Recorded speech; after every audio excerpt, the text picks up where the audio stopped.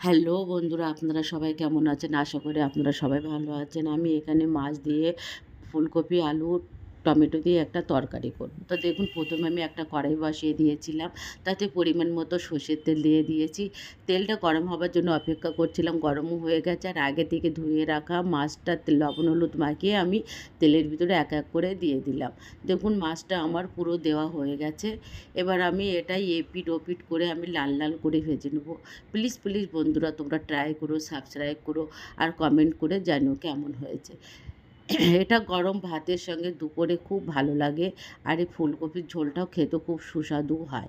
দেখুন, মাছটা আমার লাল লাল করে ভাজা হয়ে গেছে। এবার আমি এক এক করে এই মাছগুলো সব তুলে নেব। আর আমি আগে থেকে আলু আর ফুলকপি কেটে রেখেছি। আমি আলুটা এখানে লম্বা করে নিয়েছি, তোমরা চাইলে চৌকো করেও করে নিতে পারো।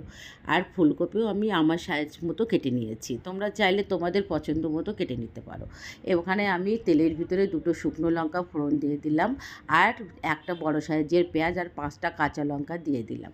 এটা আমি একটু লাল লাল করে ভেজে নেব, যেন পেঁয়াজের কাঁচা গন্ধ না থেকে যায়। এবার আমি আদা আর রসুন বাটা দিয়ে দিলাম 1 চামচ। এবার এটা পেঁয়াজ, আদা, রসুন একসঙ্গে ভালো করে আমি লাল লাল করে ভেজে নেব। আর আগে থেকে যে আমি আলুটা কেটে রেখেছিলাম সেটাই এর ভিতরে আমি দিয়ে দেব। আলুটা দিয়ে আমি একটু নাড়িয়ে নেব মশলার সাথে।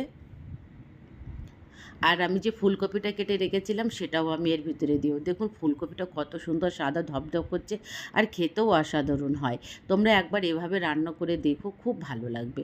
এবার আমি সমস্ত মশলার সাথে ফুলকপি, আলু ভালো করে কষিয়ে নেব। এবার পরিমাণ মতো লবণ দিয়ে দিলাম, আর হলুদ গুঁড়ো, লঙ্কা গুঁড়ো, জিরে গুঁড়ো,